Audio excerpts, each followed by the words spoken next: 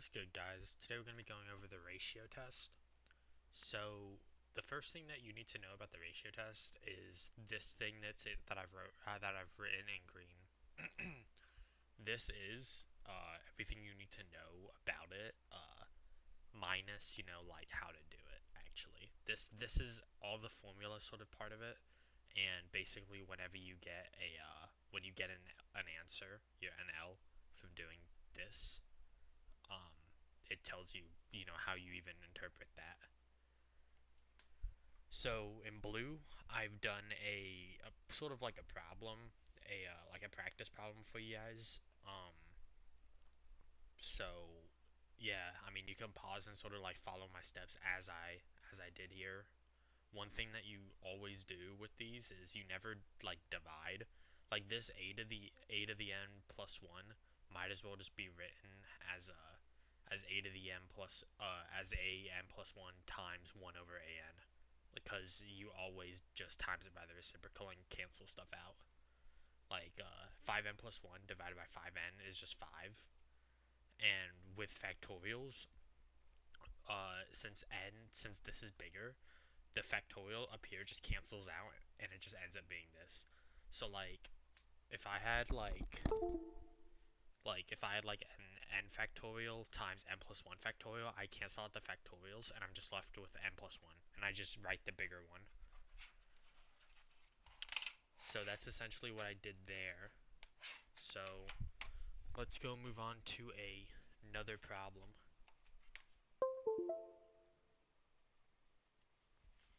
Okay.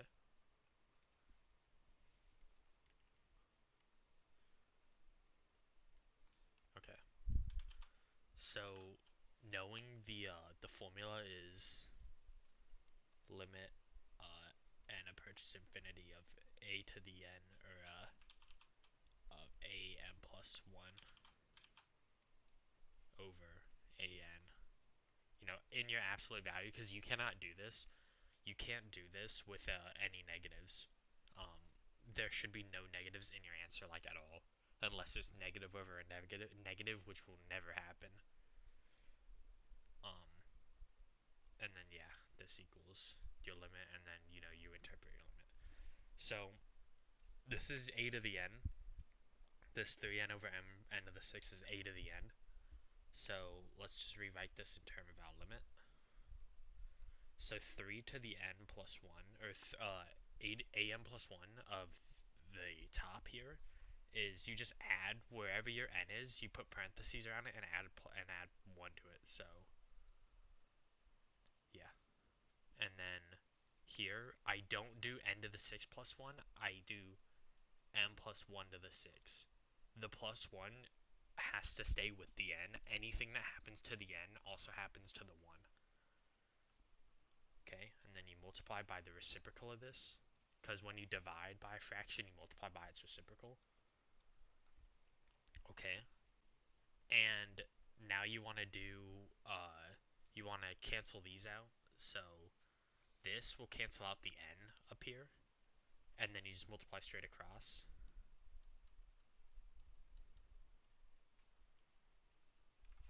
Okay,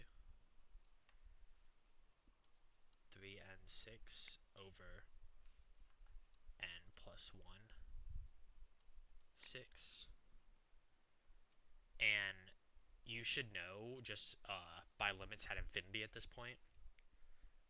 If you don't know how to evaluate this, you need to go watch my video on limits at infinity, or just watch or figure out how you do limits at infinity. Um, because this content, this ratios test stuff, is way past. You should know how to do this. So obviously here, with this bottom function, the highest degree is going to be 6. So it's going to be some value, most likely 1, uh, to the 6. Well, obviously 1 to the 6. Um, or end of the 6, just 1. So it's just going to be 3 over 1, because your end of the 6 are going to cancel. So this is going to equal 3. And to tell if it's divergent or convergent, this is not an answer right here. Unless they said find the limit and didn't ask for if it was convergent or what it converged to if it did, this would not be an answer. So what you do is you have to say, okay, you have to compare it to 1, essentially, greater than or less than. If it is greater than 1, then it's divergent. If it was less than, it'd be convergent, and if it was equal to 1, which rarely ever happens, it would be inconclusive. Okay, so this is divergent. Another thing that yeah, it's divergent. Okay. Another thing that you could have done is say is instead of you could have applied the limit to each and multiplied this across and said, okay, well the limit as n approaches infinity of just 3 to the first is just 3. So you would do 3 plus limit as n approaches infinity of this whole part right here, which would give you uh, that would equal 0. Or actually, that would equal 1. So you would multiply it because there's multiplications on there. My bad. You would multiply it. Um, so you'd have n to the 6 over n plus 1 to the 6, and this would equal 1 because it's n to the 6 over n to the 6, and then 3 times that limit is 1. So you'd have 3. That would be another way you could go about rewriting it and solving it. Um, but yeah. Okay, this one. This is n to the 7th, by the way. Sorry if you couldn't tell, it was poorly written. Okay, so here, just use the same technique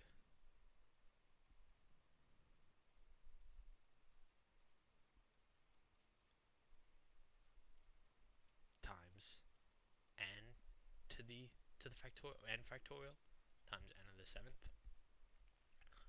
Okay, so here we have where we're doing factorials.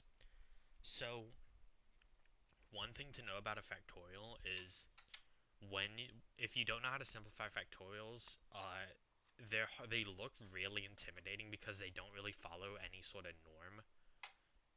And they're kind of like, I don't want to say that they're hard, but they're you probably haven't done that much with factorials at this point by this point, and you probably have done even less in some sort of algebraic um, expression. Most times that you would have seen factorials by now, it would be like statistics or Maclaurin series, but Maclaurin series and stuff like that isn't multiplying and dividing and all that stuff. You're not, yeah. So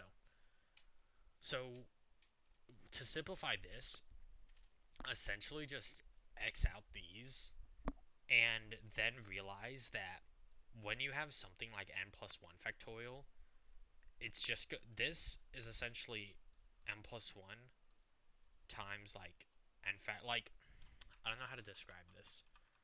It just so with the fact because I don't even know, it's more of an identity in my view of just knowing how to do this. So say that I have n plus 2 factorial over n plus 3 factorial. Say that I had this hypothetical situation. I would cross out the factorials, and then I would take whatever the highest one here is out of the two factorials, whichever one would give me the highest value. I take that and I cross out the other one. So here, since n plus 3 is always bigger than n plus 2, this cancels out and this just crosses out and makes 1, and I get 1 over n plus 3. And this is how you simplify this. So in that same aspect, n plus 1 factorial is always bigger than n factorial. So you cross out the factorials and then you cross out the n, which is, you cross out the smaller one. So you get n plus 1 to the 7th limit. It's an n. Um, n plus 1 to the 7th over n plus 1 times n to the 7th.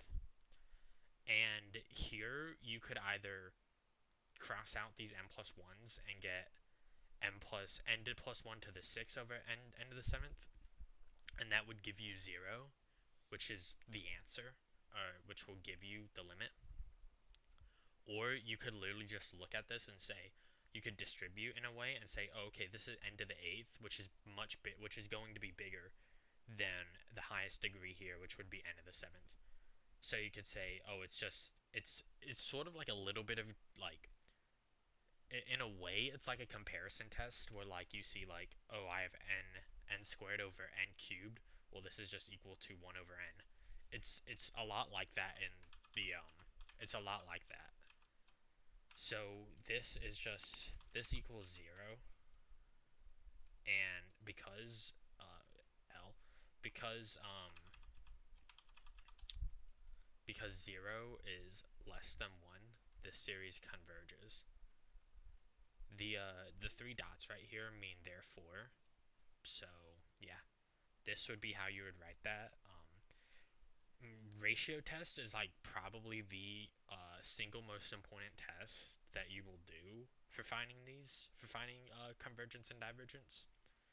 Um, P series and nth term tests are also important, and so is comparison tests. Integral, limit comparison, and geometric maybe not so much. And geometric is important in like earlier levels of math, but when you get to like doing these sorts of series and the series that you would see on a calculus exam, your ratio test, your direct comparison, and your nth term and p series are going to be your biggest ones that you're going to use.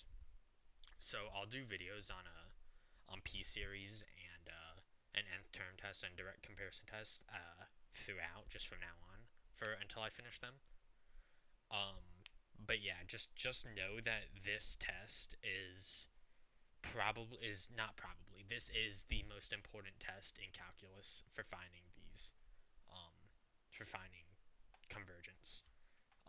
It's the most wide. It's the most like it has the most use. It can be applied to a lot of different situations, and it's not something that you have to alter an equation too much for. You can generally just see it and use it. Um, and I don't find it. I think it's difficult at first, but then once you learn it, it's like easy. It's like the back of your hand. It's not something that's like always a struggle. So yeah, I hope this helped, guys.